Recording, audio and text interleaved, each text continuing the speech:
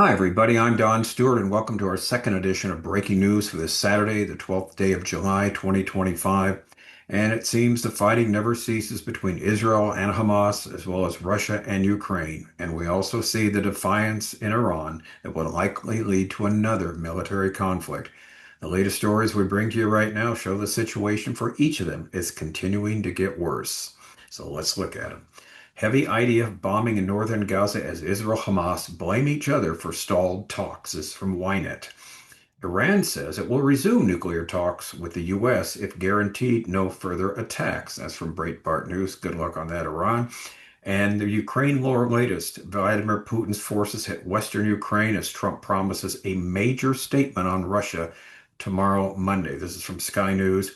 And finally, a great story here. Macron declares July 12th as a day honoring Alfred Dreyfus acquittal from the Times of Israel. If you don't know that story, it's an amazing one, and actually, as we will see, it led to the founding of the modern state of Israel, the whole circumstances behind it. So let's get to them. Heavy IDF bombing in northern Gaza. Northern Gaza's Israel Hamas blame each other for the stalled talks. Officials say the terror group is clinging to demands that prevent mediators from moving the process forward. Had Hamas accepted the Qatari proposal, we could have reached an agreement. This comes from Israel.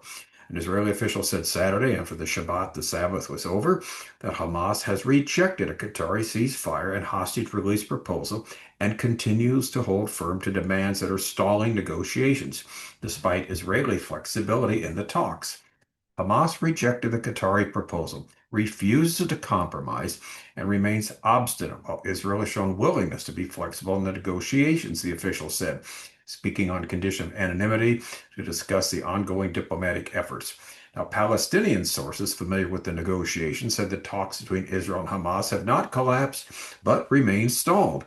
The sources who are close to Hamas said Israel is insisting on maintaining control of over 40% of the Gaza Strip during a proposed ceasefire period, a key sticking point in the discussions.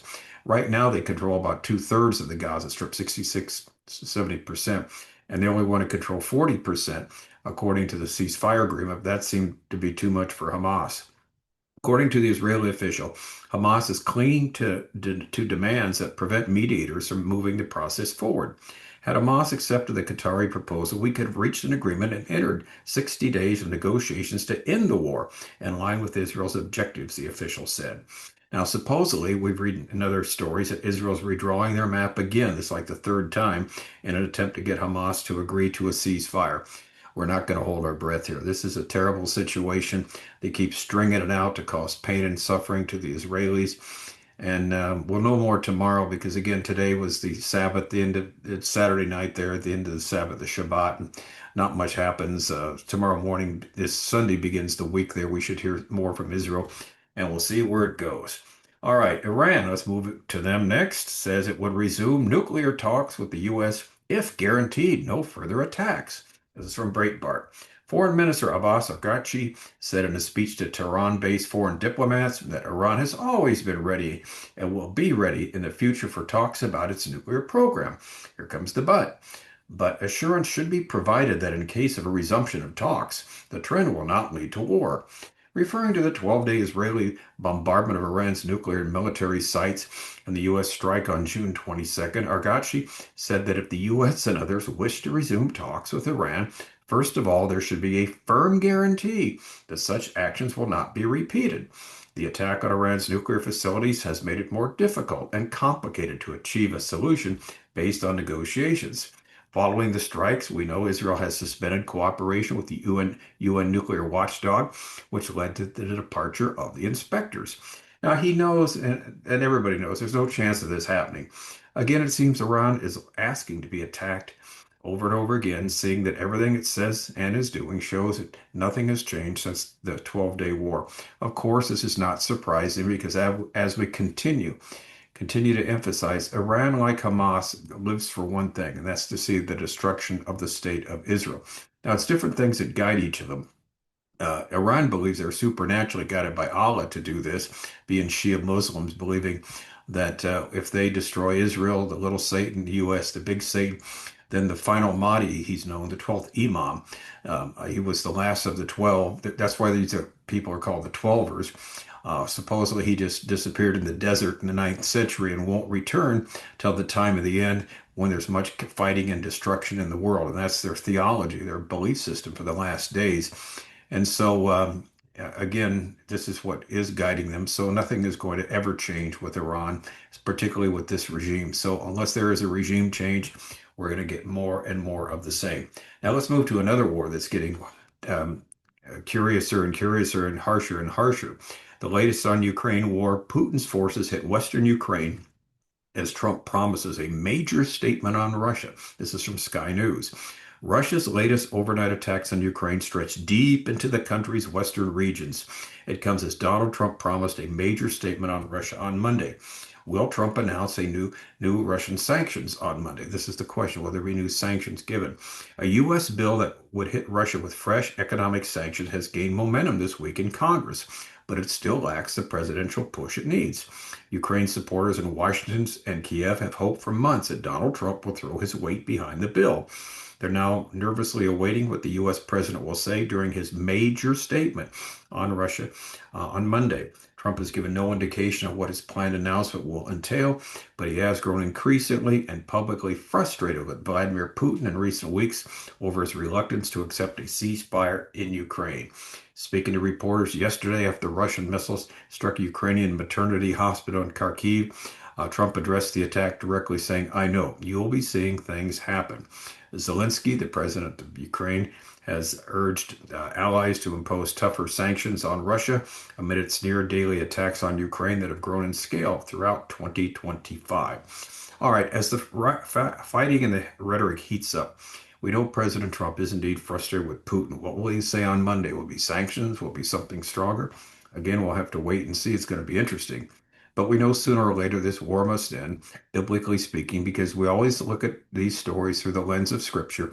And we know in the last days there'll be a Russian-led invasion of Israel. That means they have to get done with the Ukraine war because they certainly don't have the ability to fight on two major fronts, simply because all their efforts. In fact, it's interesting, this story, a couple other stories on Sky News here talk about how a great percentage of their economy is going to the war effort because they're doing everything they can to defeat Ukraine. And what's going to happen eventually? Again, we will have to wait and see. All right, finally, headline number 4. Now, this is a fascinating story. Macron of France, French President Emmanuel Macron, declared July 12th as day honoring Alfred Dreyfus acquittal. This is from the Times of Israel. The byline is from Paris. French President Emmanuel Macron declared July 12th a French day of national commemoration for Alfred Dreyfus. Alfred Dreyfus. Who is he? A French army captain wrongly convicted of treason in 1894 in a notorious act of anti-Semitism.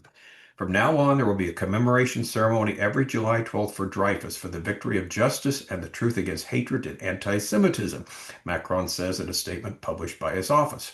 The first such day would be celebrated next year, 2026, which would be the 120th anniversary of France's highest appeals court, recognizing Dreyfus's innocence, Macron says. France needed to remain vigilant in the face of the ancient specter of anti-Semitism, he says. The honoring of Dreyfus, whose condemnation came amidst rampant, and we want to emphasize rampant anti-Semitism in the French army and wider society in the late 19th century, comes at a time of growing alarm over hate crimes targeting Jews in the country. Dreyfus was a 36-year-old captain from the Alsace region of eastern France. He was accused in October of 1894 of passing secret information on new artillery equipment to a German military attaché. The accusation was based on a comparison of handwriting on a document found in the German's wastepaper basket in Paris. Dreyfus was put on trial amidst a virulent anti-Semitic press campaign. But novelist Emile Zola then penned his famous J'accuse, I accuse pamphlet in support of the captain. Despite a lack of evidence, Dreyfus was convicted of treason, sentenced to life imprisonment in the infamous Devil's Island penal colony in French Guiana, and publicly stripped of his rank. But Lieutenant Colonel Georges Picquet, head of the intelligence services, reinvestigated the case in secret and discovered the handwriting on the incriminating message was that of another officer, Ferdinand Valsin Esterhazy. When Picquet presented the evidence to the general staff of the French army, now get this, He himself was driven out of the military and jailed for a year, while Esterhazy was acquitted.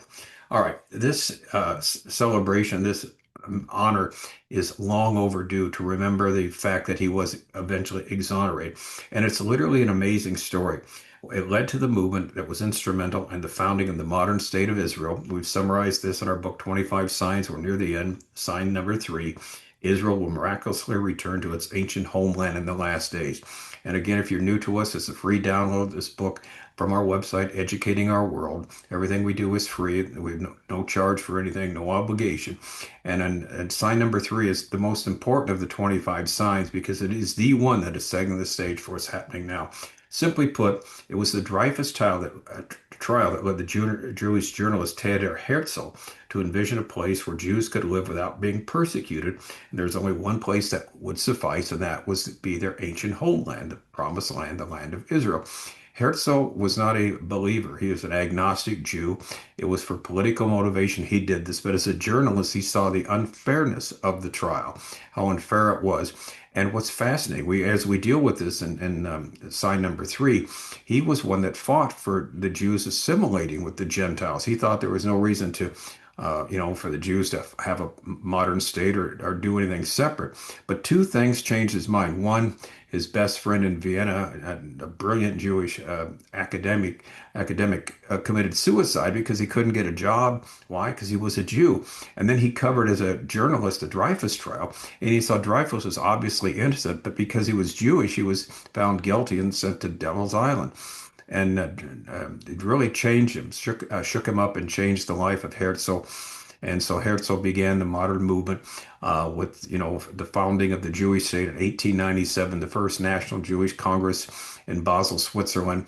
And there's where he penned the famous line in his diary. Today in Basel, I have founded the Jewish state. In 5 years, and certainly in 50 years, it'll be known. And what was fascinating, almost 50 years to the day, is when the United Nations in 1947 agreed for a two-state solution in the Middle East, a Jewish state and an Arab state. And that's where the founding of the modern state of Israel began publicly and legally as it became the modern state May 14, 1948. So it's a fascinating subject there. If you don't know it, I really encourage you to read. We'll read the whole book, but number 3 on the sign 3, because it's amazing how God used Herzl, and basically an agnostic Jew, and another agnostic, Mark Twain, to kind of stir up the Jewish people to want to return to their ancient homeland, as we have seen it happen here in the last days. So lots of things going on. We'll wait and see what happens tomorrow with Trump's announcement. What's he going to say? Well, tomorrow's actually Sunday. What he's going to say Sunday with the announcement with respect to what's taking place with Russia and Ukraine. Israel should have more words for us tomorrow about their view of where the hostage situation is. And Iran continues every single day to almost taunt the U.S. and Israel into fighting and re-engaging the fighting. So we'll just see what happens. And as always, we're here with you to do it, and always based on what God's word says, as we know what's going to eventually happen. I'm Don Stewart. Thank you so much for watching. Until next time, as always, may the Lord richly, richly bless.